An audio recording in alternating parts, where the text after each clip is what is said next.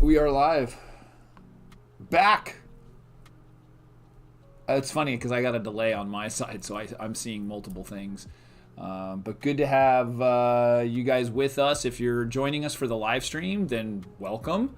If you're joining us on a replay, welcome as well. And the hope here is that we answer questions related to being a father. There are some things that I've experienced, and hopefully I can share with you. When I don't know the answer, I tell you that as well, because there are some issues that people ask about, and quite frankly, they're great questions, but I don't want to give the wrong advice. It may not be an area of my expertise, so I'll defer to that. If you want to support the channel, as always, daduniversity.com/support. You can become a member, pay what feels good. And then you can also, if you want to just do a one-time donation, we appreciate that too. There's a lot of work that goes into this. Believe it or not, there's a lot. Whether it's the videos and the scripting of the videos, the sounds, microphones, editing, video, assistant, all kinds of stuff. There's a lot of costs involved. And so anything that you contribute by either being a member or donating to the show is appreciated. So if you have a question, throw it in the chat, and that's a great way that we can start communicating. Also, if you're visiting, just put in your name, or it'll show up, your name will show up, but just where you're from. And maybe if you have a child on the way, when's the due date? If you have children, how old are your children? It helps us understand the audience, helps me understand who I'm talking to. Oh, and it looks like we have a question. This is from one of our other videos. I did a video, your girlfriend is pregnant and you'll be okay.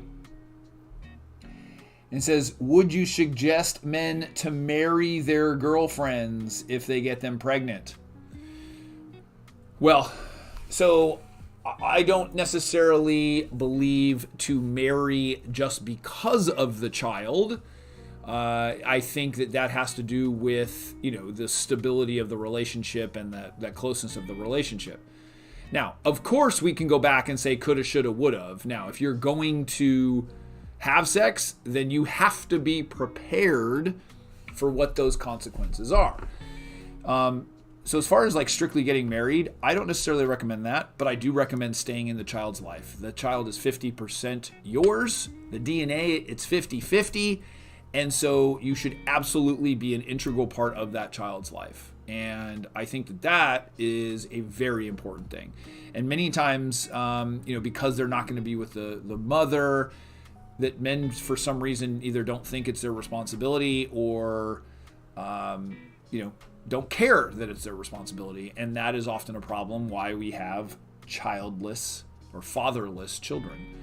And so I don't necessarily believe that you have to get married, but you certainly need to make that best effort to be have a relationship with mother and have an absolute strong relationship with that child. That child is yours just as much as it is hers. So I do think that's something that's to be considered.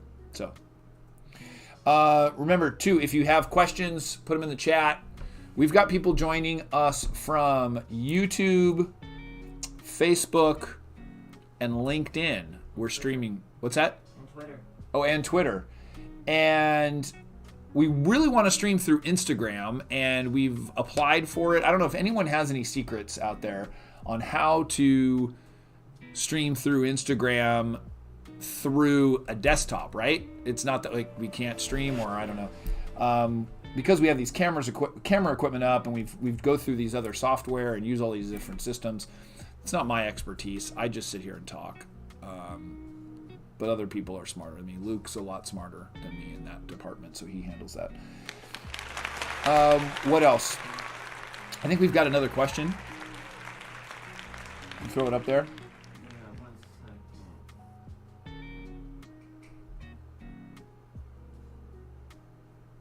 Nope, that was the previous one. So I did a video on teaching kids manners and being polite and respectful. And Warda asks how to teach a 3-4-year-old to greet people when they strongly refuse to do so and they're so shy. Well, there's probably a couple things that are going on there. And first thing I would say is like an overarching thing is that children all develop at different stages. You know, they are comfortable around people, you know, depending on the exposure. You know, this could be what's called, let's call them strangers. I don't like that word, but, you know, people that they don't know. There's a better term that we, instead of the word strangers, it was, I forget what the term was. I used it in one of the videos. Just because, you know, strangers can be nice. And so it was like shifty people or suspicious people or something like that. But I think, you know, a child that is shy, you might be asking too much of them too soon.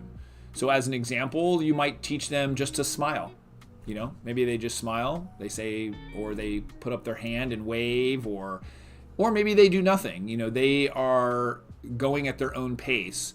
Maybe you start with your own family, you know, introducing them to family or the neighbors or that kind of thing. And it's like, I don't want to compare a child to a puppy, but we have a dog and we got a puppy, and it's very similar in that the puppy needs to be exposed to people. You can't expect that the dog's going to be in your house all the time and never see people and be around people and then all of a sudden be comfortable with people. So, you know, children are somewhat the same, other than the fact that they just eventually grow and mature a little bit more and have that exposure to people. So I think what you can do is, you know, get them out more, and then also have maybe a little less expectations. Might feel a little bit, you don't have to make excuses for your child. Oh, well, you know, she or he is shy, so whatever. Just not comfortable right now. That's okay. Don't put pressure on the child to do that. You know, there's no secret of forcing the child. I think if anything, they want to feel comfortable. Maybe, you know, you're holding their hand and you just have them wave, or, you know, or just smile, and, you know, that could be enough. And you can talk about that. As they get old enough to actually talk about it, you know, at 3, 4, they might be able to actually communicate something. You could say, you know, what is it that you don't like? You know, they don't know them. They might not feel comfortable about them. They might not be able to communicate that. So that's what can happen. So hopefully that helps. Again, if you want to support the channel, go to daduniversity.com/support. It really does help. I know, like, I say it all the time, but when we get members, we get donations, that allows us to add, you know, more stuff, spend more time, help more people. It really does make a difference. So you can become a member, you get access to all of the courses. We have 12 courses now. Courses, all the videos, all organized well as discussion boards and support. And then, so that's for the membership, or you can just do a one-time donation, and that's cool too. I think it's Satin, or good to see you from Ukraine. Good to see you. Son's 1 year old. Yeah, thanks for stopping by and telling us. Yeah, I see people on. I mean, it's like, it's funny. You see a bunch of people that, you know, come on and, you know, they don't want to talk, they want to watch. But, you know, this show gets better by the interactions of people. You know, I've seen actually in a lot of the shows that we've had, people commenting and helping other people who are commenting. And that's really cool to see too. You know, fathers who have experienced something can help other fathers and, you know, pay it forward. And so that's what we try to do. Supporting each other is important. And there's not a lot of support for dads out there. And that's what we're trying to do. So I saw that you did have another question up, Luke. I saw that, but I know it went by because I like to talk.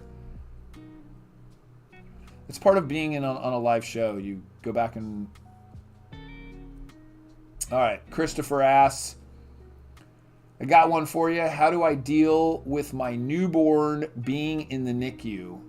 It's our first and it's super stressful. My wife and I feel useless and he will be okay, but it's just so hard to see him like that. Is there any advice?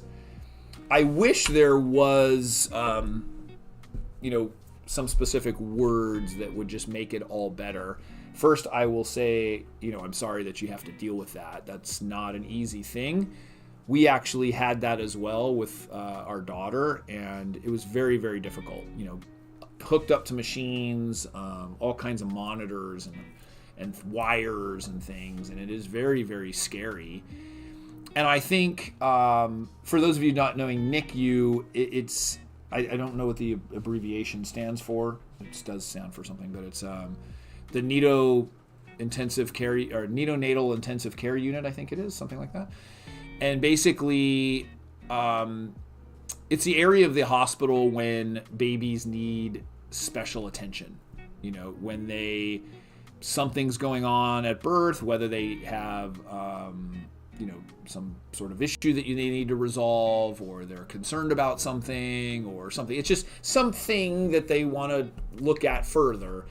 Then, you know, a baby will go in there, and that can be scary for parents because, you know, the whole expectation that, you know, baby's healthy, comes out, sits on the mom's, you know, chest, and, you know, everyone's happy. And it's like, well, sometimes that doesn't happen. And so, first I will say that, you know, I'm sorry that you have to deal with that. It is not an easy thing. The other, it sounds like, you know, things are going to be okay. It just is a matter of taking some time, is maybe try and be grateful. I know that in some situations that's hard, but being grateful actually removes a lot of negative feelings because, you know, there's not a lot of room for that negativity. And so it's, you know, being grateful for the good parts, the fact that you maybe, you know, that the baby is under good care, the fact that that you may be able to see the baby, you know, a couple times during the day. You know, those are the kinds of things, as hard as it is, and I know it is hard, it's a lot easier said than done, of just focusing on those positive things and seeing how, you know, it's going to feel like a really, really long time, even if it's a couple days, and know that it's not forever and that eventually, you know, things are going to get better. And so, yeah, that's a hard one, but I do think, and it's also supporting each other, you know, realize that, you know, you both, mom and dad, might be experiencing it differently, might have a little bit different emotions towards it, you know, some stronger than others. And so just be empathetic as well. And for those of you not aware, empathy is like looking at the situation from your partner's perspective. So for you, you know, it's looking at it from from mom's perspective of really understanding what she might be going through too. You know, she's had this baby inside of her for 9 months, and then all of a sudden there's a problem or some issue that now, you know, you have to deal with. So her experience might be a little bit different. You might be able to bond together by, you know, experiencing this together too. So I think that it just kind of depends on the situation. So for those of you checking this out, throw your questions in the chat. I'd love to hear, you know, or maybe here's a good one. Maybe instead of a question, you can comment on it. What is your favorite thing about being a father? And I'll share with you probably maybe something from me or for me. I think one of the best things, there's a couple of them I could say. The first is the unconditional love that you receive. You know, when a baby or a young child, they love you by default. You know, they are not concerned with how much money you make. It's like say a dog, but they're not concerned with how much money you make, or what you did at work, or even what you look like, or all of these things that as people get older, those kinds of things come into play in society and everything else. Like, a child just loves you and just wants to be held and loved, and that, I don't know, there's just something really, really pure and wonderful about that as you get older, you forget about that. And then one of the other things too, I would say, is one of my favorite things about being a father is when you see something or experience something that you have been teaching for a really long time and trying really, really, really hard, and your son or daughter then does it or behaves in that way or acts in that way or says that whatever it is, and realizing that, like, they got it, they get it. And I've given the example about getting angry, and I used to get a lot, I used to yell. I'm a recovering yeller, and I used to yell a lot more, and started realizing how damaging that was to myself and my children.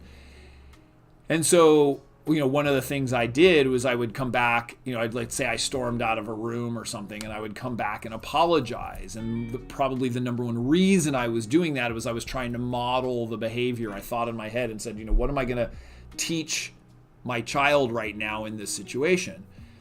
And so I would model the behavior of what I would have wanted to see. And so getting upset, storming out of the room, coming back in, and seeing my children do that, where they get angry, they walk out of a room, they collect themselves, they come back and they say, wow, I apologize. I could have handled that a lot better, or I'm sorry for yelling, or, hey, this was not my intention, or whatever. And like recognizing what they're doing.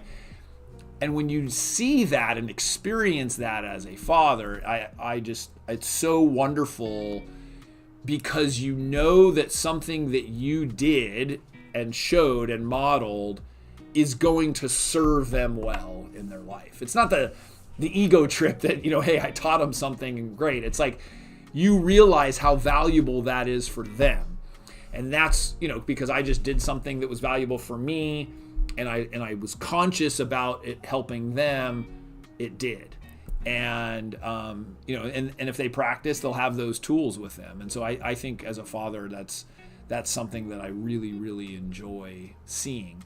So what is it? I see people there's people all over the place that are on here. You guys are quiet, just observers, just passive observers. What is something, or what is it that you love about being a father? If you aren't yet a father, what is something that you are looking forward to or experiencing or feeling as a father? I'd love to hear that. Just throw your comments in there. And if you don't have anything, well, then I don't know what to tell you.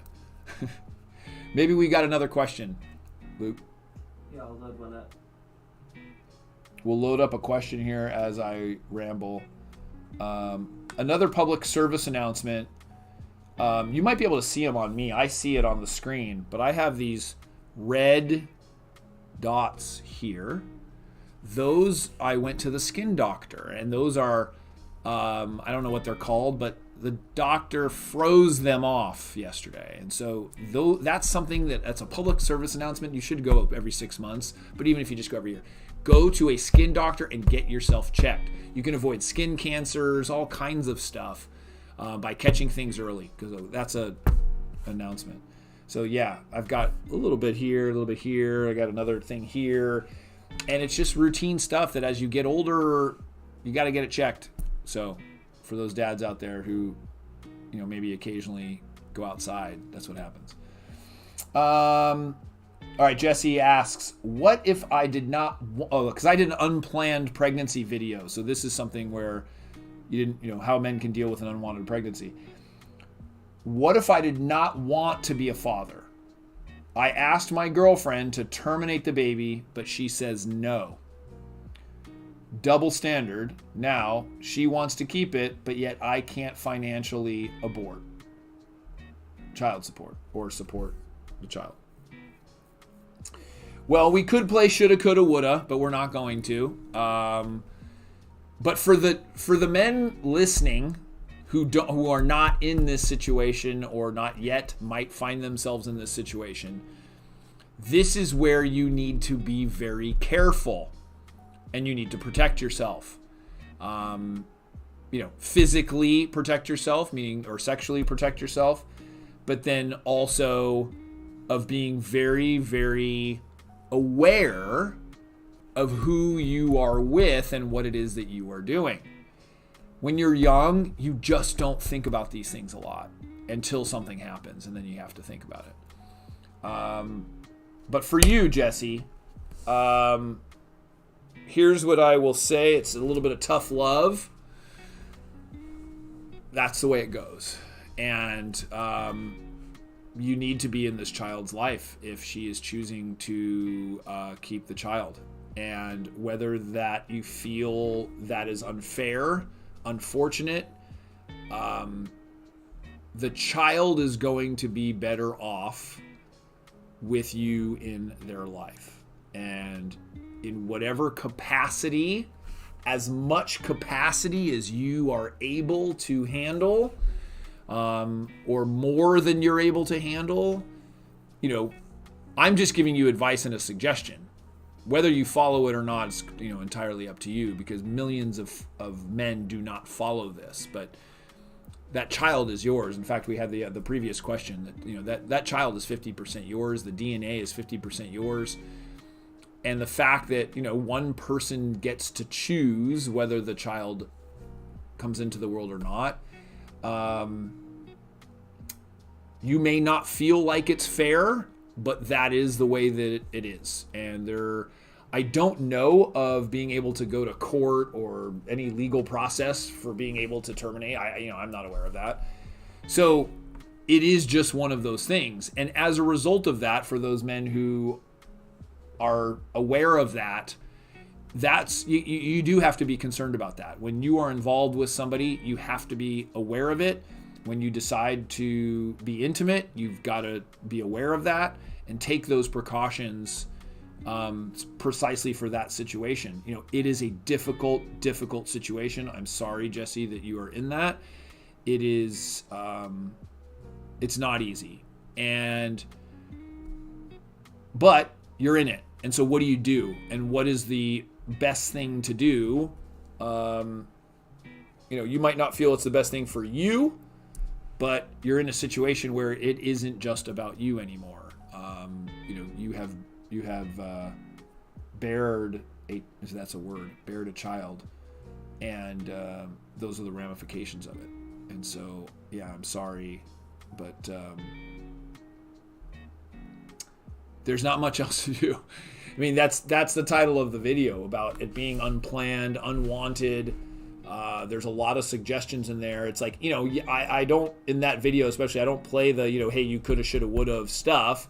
That is obviously for people who are not yet in that situation. They need to be aware of that. But once you're in the situation, it doesn't help you to tell you what you should have done or could have done or didn't do.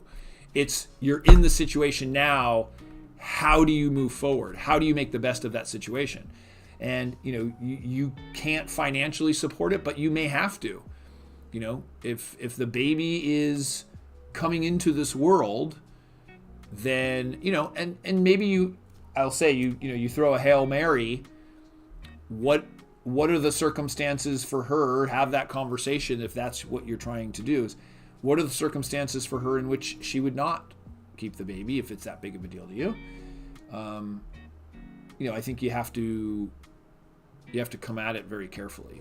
And so I hope it works out. I hope everything's okay. And I'm sorry that you're in that situation.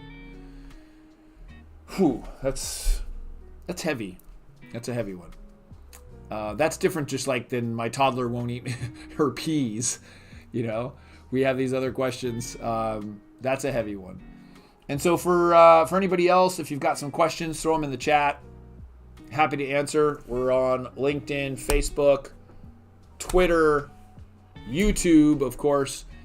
And let us know where you're from. I always like to see where you're joining us in from. And then also we had Satin from Ukraine, which is cool. Jameco, you didn't tell me where you're from, but you did tell me I don't understand the posting. 35, son, young. And so, it's funny on a lot of these chats, we get a lot of chatter, lots of guys chatting, whatever. And this one, everyone's quiet. And Luke, you had told me the other day, or was it yesterday, of how eerie it is, of how quiet everything is. Matt asks, evening, my girl is 3 months old and I'm taking her swimming for the first time tomorrow. Any tips for her first swim? Well, I say I'm not a swimmer, but I swam for, competitively for like 8 years when I was young, like from age 5 to, 13. So, and my whole family was swimmers. And one of the things that's young. That's impressive too. 3 months. I think at that point, that's awesome that you're just going to get your child, comfortable with the water. Just getting them in the water is wonderful. I don't know if I have any specific swim tips other than just being there for comfort and being there. Take some pictures and video. That's going to be a pretty incredible thing if your child ends up swimming or doing anything beyond that. That's a pretty good moment. We have some video of my son doing that, and it's just awesome. It's awesome to look back at it. And he hated it at first. And he was older. He was like 2 or 3 years old. And we had a pool in the backyard, and it was gated, and so there was security around it. And we just wanted to make sure he was safe and knew how to swim. Maybe he was younger than that, but he was definitely older than 3 months. But praise to you for doing it that early. That's awesome. I think if you see, there's some videos online of like the dad or the instructor like throwing a baby into the pool, and then the pool, the baby just rolling over and then being okay and like learning how to like just lay on their back. That's pretty incredible. So Jameco from Athens, good to see you. Jose from Oceanside, good to see you again. Welcome back. It's good to see people return. It's nice to see. Yeah, Matt, definitely let us know how it goes. That'll be fun to see. Like I said, take pictures and video. You'll enjoy that. And Luke, did we have any other questions from the? Yeah, I can load one in. You can load one in for me.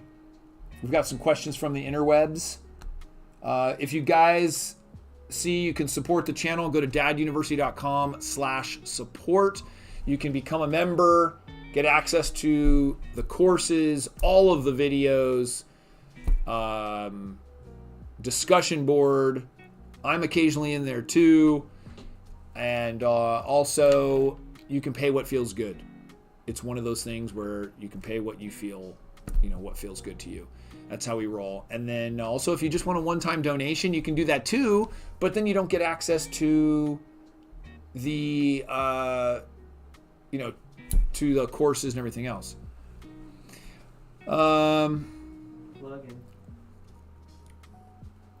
Some guy named something. Good to see you. Welcome from Atlanta. Right on. No, I'm glad you enjoy it. Little girl turning 2 weeks. Awesome.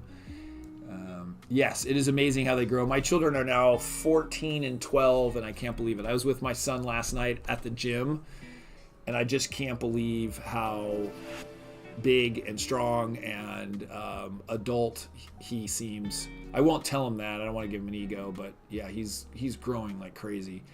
And to see that, and my daughter too, she just maturing and just the growing up is crazy. And you can kind of remember, now I look back and I think back of just being able to actually hold them in my arms, and now my kids can pick me up.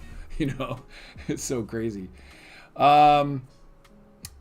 Jake, I have an 11-month-old that gets so sick all of the time with daycare. How did you cope? We actually didn't do daycare.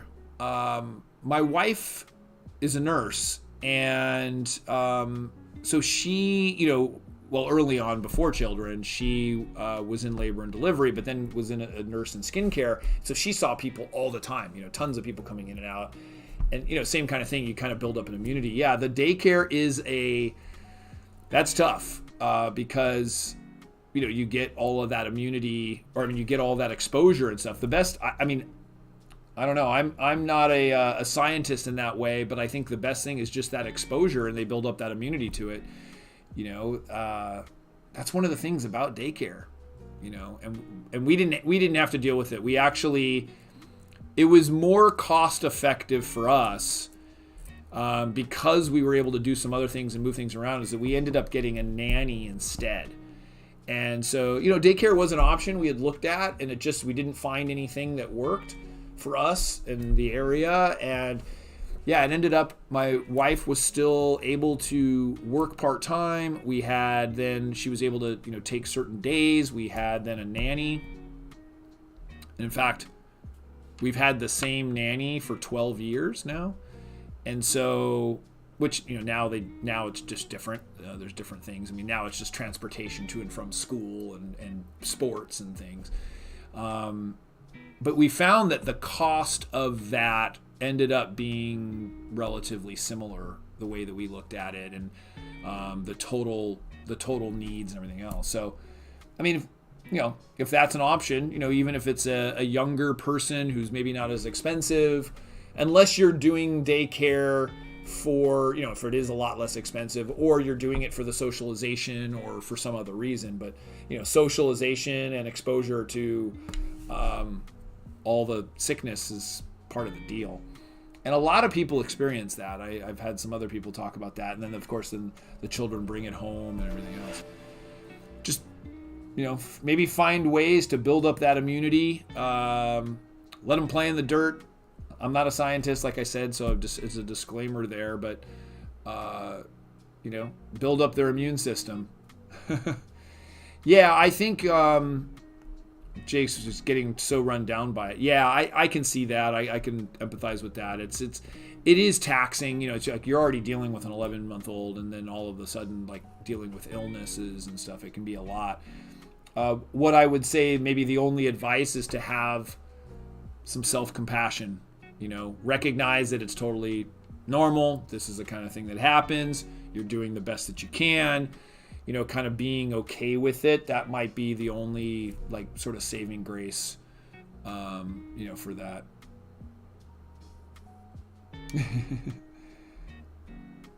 So Jose asks, I noticed that you said you didn't want to give him an ego. Can you expand on that a bit? I just started to work on setting mine aside, and it didn't cross my mind until now. Yeah, well, I kind of joke because for our kids' entire lives, we have made our best efforts to build up their self-esteem. And it is not by me saying how wonderful, or, like, in other words, so here's how it goes. Building up self-confidence in a child is really, really important. And the way that we have done this, and I have had some videos on this, is by saying, you should be proud of yourself. Look at what you've done. See how you accomplished that. Like, it's all stuff of showing them what they've done in order to achieve or reach or get whatever it is that they've gotten. So it's all been internal. So rather than me, and this is where I was saying, of like me saying to, if I say, wow, your biceps are so, muscular, or you look so good, I probably wouldn't say it in that context. I might say, wow, you know what, you've worked really hard. It looks like that's paid off, or something like, it's like trying to connect the dots where the work that they're doing and the result of it is what they're doing, rather than the, like, praise coming from me. And I think that was a little bit of a joke, but I think as far as building your son's ego, it isn't you who builds it per se with what you say and your praise. It's having them realize that what they did was their doing. And so instead of ego, maybe replace it with self-confidence or just confidence. And so as an example, your child gets an A on some project at school. Instead of saying, oh, wow, you got an A, you know, I'm so proud of you, that's so awesome, you got an A, you might say, how does it feel to get an A? And so it feels pretty good. Did you study for that? It's like, yeah, I studied a lot. Or yeah, or even just saying, hey, do you realize that you did this work? You were the one who read the book. You were the one who took the test, and you got the A. And so the way that we build up their ego or self-confidence is by the internal feelings that they have about themselves, not coming from us. And so I'm very, very aware of that. You know, and of course there is occasional praise. I sometimes I joke maybe, but like, I mean, the other day, like same thing. I mean, we're in the gym and I was just completely impressed by what he was doing. And, you know, I might say something like, wow, you know, you're getting strong, you know, and that gives him a little bit of a boost. But then of course, like all younger kids nowadays, which we never did and still don't do, they all flex in the mirror at the gym. So I don't understand it. Everyone's taking selfies. You know, I see these people that are, you know, in between sets, they're flexing as if they're, you know, they're going to get bigger and bigger by the day or by the hour or by the minute. So it's just kind of funny. But yeah, I think the lesson here is boosting their self-confidence by telling them, or by showing them, that's by showing them that they did it, you know. And I give an example sometimes about, like, you know, when a child's climbing up a ladder when they're really little, they're climbing at the jungle gym or the, you know, playground, and instead of saying, wow, I'm so proud of you, look, you know, you say, look where you just went. Like, you started at here and you just climbed up the top of this, and now look where you are. That's not about you. That's not about, like, your praise. That's not about, you know, you showing them or telling them how wonderful they are. Like, you're getting them to realize that they do these things and they get the reward, or they are the ones who benefit from it. So that's a long way of saying how I would do that. Hope that helps, if that explains it. If it does explain it, let me know. If not, I can expand on it more examples. If you have a specific example of something, I'm happy to collaborate on that or talk about that. Again, if you guys have questions, throw them in the chat. Right on, Jose.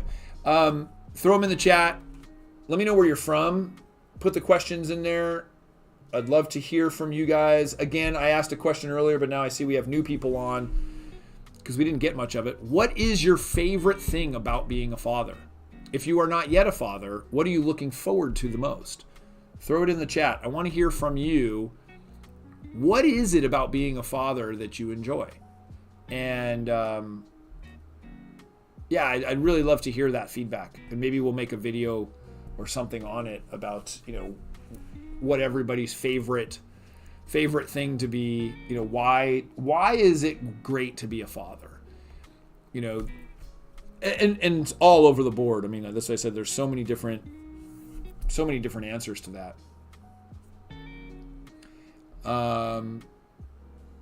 Luke, did we have another question? We do. Are you ready? I'm ready for it. Jameco says friends and family. Jake, best part of being a father is the connection that you get that no one else can give you. That's very, very true. Scott, what age is considered a toddler?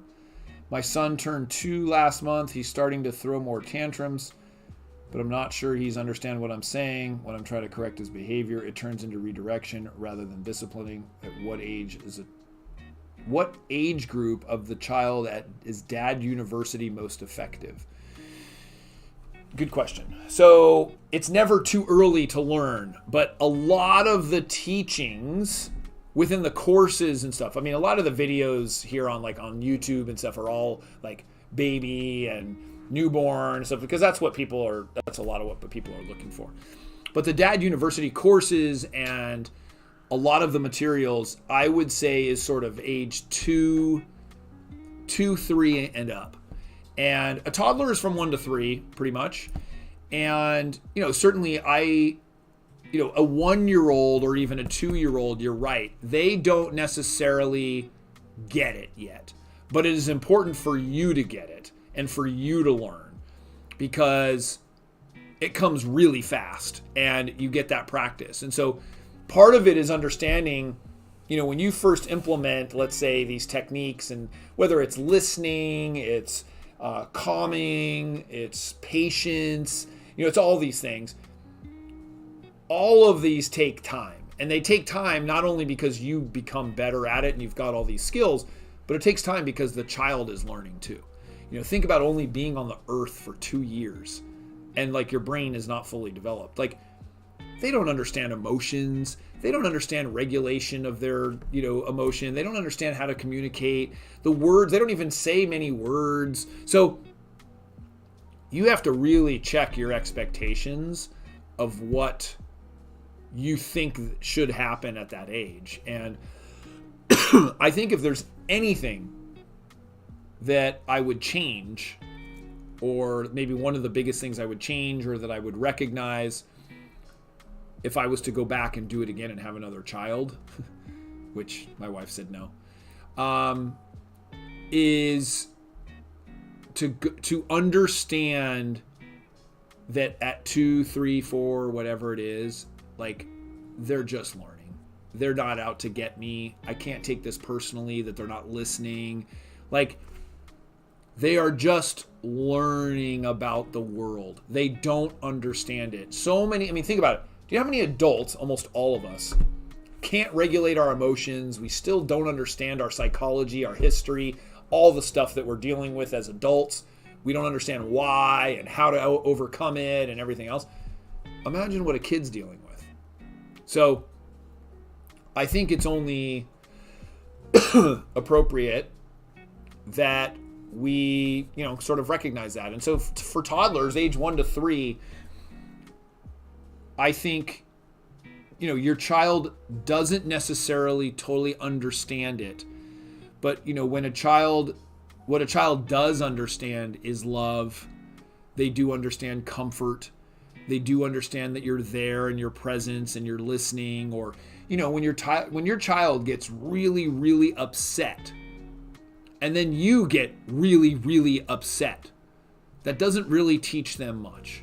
You're not going to have an opportunity to teach anything. And so, yeah, I think, even going back and learning all of these new, techniques and everything else, it's when your child is throwing a tantrum, they're trying to communicate. That's what they're doing. They're either saying, I don't like this. I don't know what's going on. I don't know how to tell you what I want to what I'm feeling, or I don't like this. But it's they don't know how to communicate. So our job is to help them understand what's going on, to love them, comfort them, have them feel safe. So, when in doubt, hug your child, be there and comfort them. For a lot of dads, it's an uncomfortable subject, or it's something that's not as, it's not innate. It's not something that and it's just because of how we're taught. It's not something that's our first response. When our child is yelling, or our child is getting upset, or our child is throwing a tantrum, usually our first response is not to go over there and, get down to their level and put our hand out, or to hug them, or to do whatever. That's not our first response. Our first response is to say, hey, be quiet, go to your room, blah, blah. That's, for most men, I think that's what happens. At least that's what I see. That's the reporting back. That's what I see. That's a lot. So I think, part of learning these techniques from age 1, 2, and 3, and that's why we have the courses, and it's why we do the videos and everything else, is, you're learning stuff that you didn't learn. I was really lucky in that I had parents that parented very similar to this. Not in every way, but, we talked about things, and my feelings were considered, and it was a really, really comfort, safe environment. And so we tried to do the same thing with our kids, and that's also what I teach. And so part of this too, it just really helps you. It helps you. I have found in doing all of this, in the teachings, my studying and helping people and everything else, that it has helped me. It has helped me be more calm with my children. It helps me be more understanding and empathetic. It helps me be a better listener. And so, those are all what I think are pretty darn good things. And that's a result of doing all this. So it does make an impact. It does make an impact. And so the group, I think if you have one is fine too. I mean, people who have newborns take the courses and go through, are members. The members also have access to all the videos too, and then the discussion groups. And so, I think you can do it when you are thinking about being a father, just to understand it. But the key age group with some of those courses is definitely 2 and 3, because then it's when your child can communicate back to you. However, there are some other parts of the courses like work-life harmony. We have the fatherhood mindset. These are all things, doesn't matter what age your child is. Learning appreciation and gratitude and how to communicate. It's that's going to help you with your spouse. It's going to help you with your friends. It's going to help you with your coworkers. It doesn't matter. There's not an age that matters for that. So if you do want to check out the courses, go to daduniversity.com/support. That also helps support our channel. You can become a member. Pay what feels good. What kind of deal is that? You don't even have to choose. It's not, you don't even have to pay a large amount. You get to choose the amount that you want to pay. And that's how we do it. So help support the channel. Go to daduniversity.com/support. Become a member. You can also just do a one-time donation. That's very helpful too. We appreciate that. Microphones, computers, video. I don't think people realize, I certainly didn't, how much goes into putting on something like this and putting on these videos. We're talking about idea generation, scripting, recording, editing, adding in B-rolls, the cost of equipment. It's I didn't know what I was getting into. It's a lot. So any other final questions you have, throw them in the chat. I'd be happy to answer. I'm pointing, when I do that, I'm pointing to my monitor. That's why, I don't know why I just pointed to that, but if you have a question, throw it in there. And if not, do we have another question? I think we have one more question that we snapped from our channel, or one of our channels. We get a lot of questions, and so there's usually not a shortage. But sometimes during the lives, people just like to listen rather than ask questions, which I get, I understand. Especially if you're at work or if you know everything. That's the other way. All right, here it comes.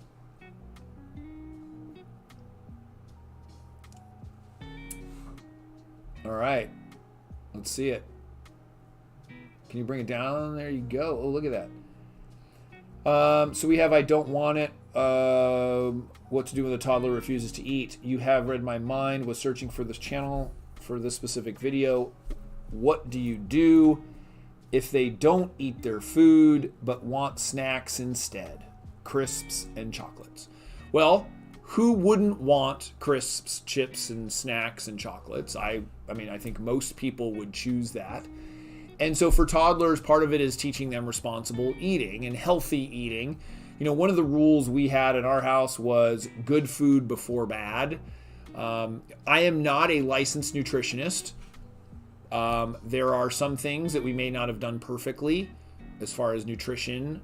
We have a very healthy house compared to probably many.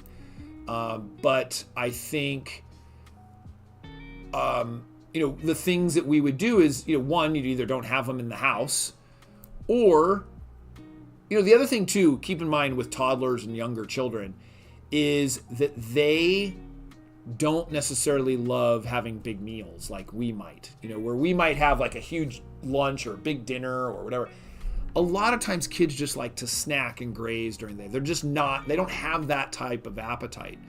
So giving them little snacks can be good. So one of the things we've done is, you make snacks a little bit more enjoyable. Maybe you have some veggies and maybe you cut them into different, shapes and stuff, or, or some fruit, or, you make choices of some things that are a little bit healthier than some of the bad things. And so, even fruit is better. It has sugar in it, but it's better than many of the things, or some of those, some of the crisps, or I think you probably might from a different area, chips or crackers or some, you can probably find some that aren't as bad.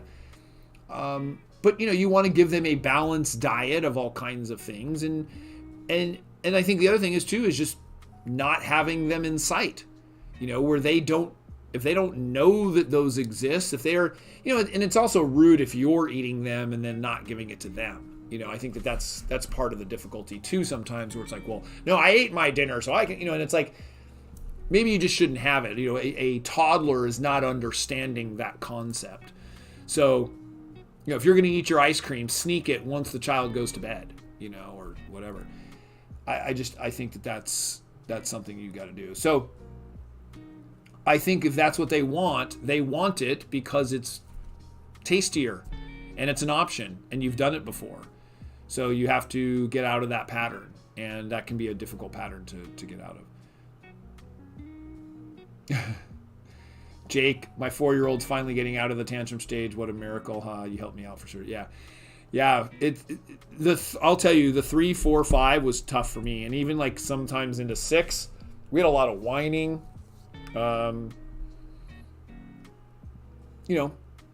And I don't know, at 2, 3, it's when I was sort of learning a lot of this and going through all of this and trying to implement things and testing stuff. It's like I didn't have the patience at the time that I would probably have now, just because of all the learnings and the teachings and everything.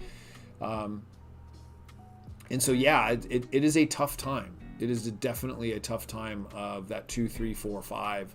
And whether it's tantrums and understanding the behavior and all of that. And that's why we have these courses.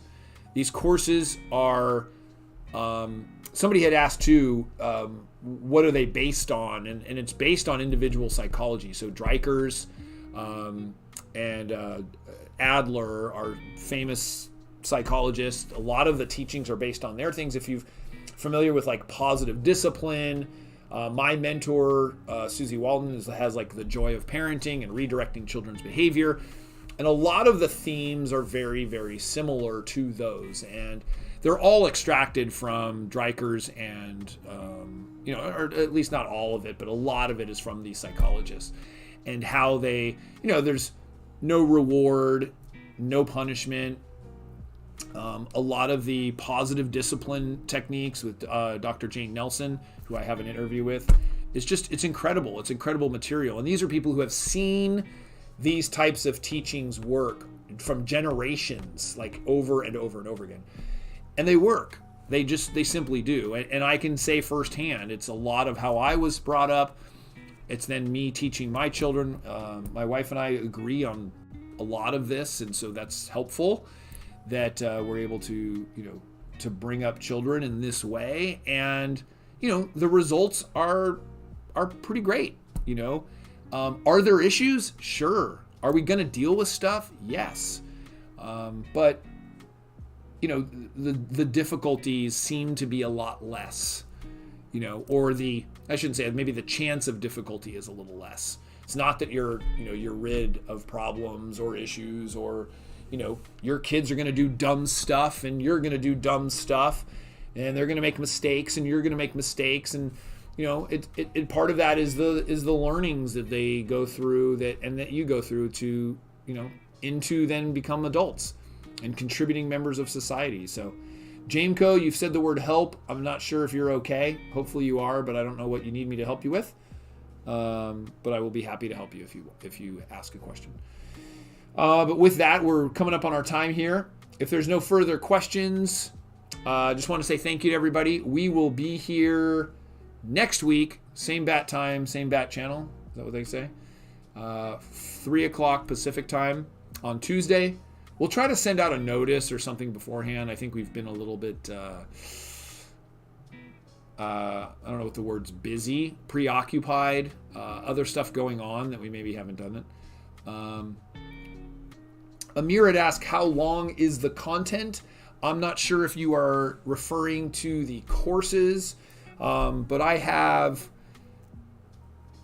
over 200 videos within the membership. You know, those videos range from 4 minutes to 15 minutes. You can use those as you wish. And then the courses themselves probably range from about 20 minutes to 40 minutes. And there's 12 of those. But you can stop and start. There's different sections. There's all kinds of stuff. And so we have hours and hours and hours of content. The other part is just getting to the point. You know, I can ramble with the best of them, but a lot of these just are trying to just get to the point, give you specific examples.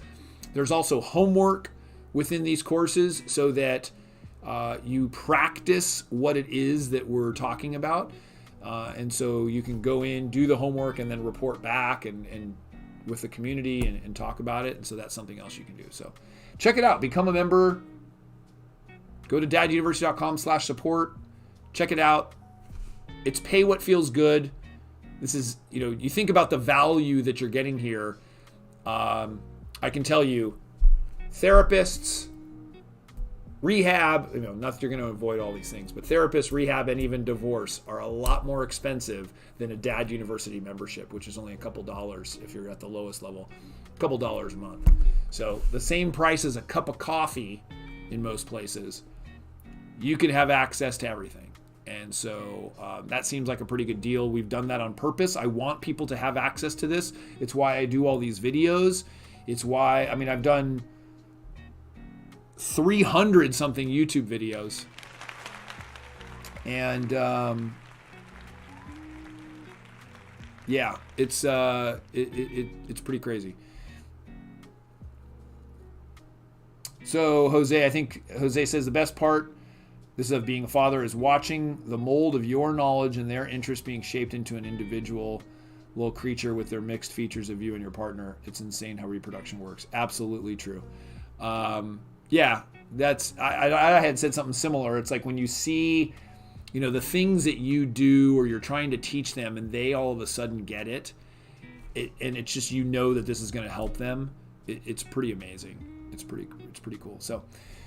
So with that, thank you, Jose. Thank you to everybody. Jake, thank you guys. We'll be back here next week, 3 p.m. Pacific time on Tuesday. Hope you guys can all join us. If you are watching this in a replay, ask those questions because we can still get to them in the next show. And I want to thank everybody again. I appreciate every single one of you.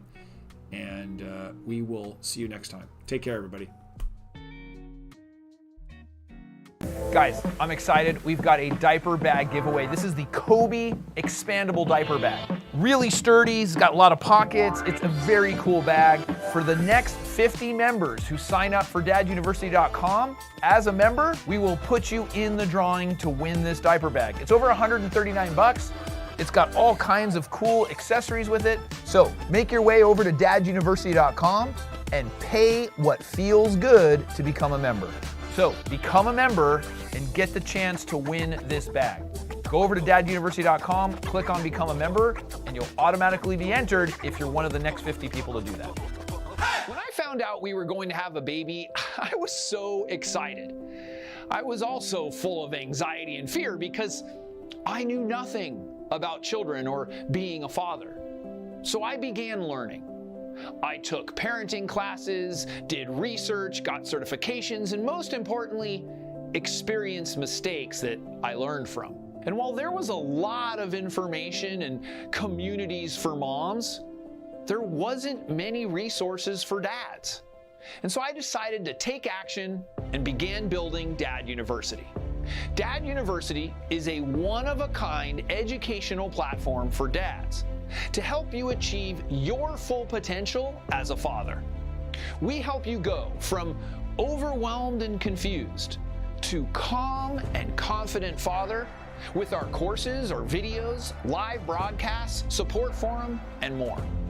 When you become a member, you get unlimited access to everything. The pricing for our monthly membership is pay what feels good. Education, the community, the tools that you will get here are priceless. But we also understand that everyone values them differently. And as such, we give you the choice of what you want to pay. How much is peace of mind worth to you? Click on Become a Member and get started.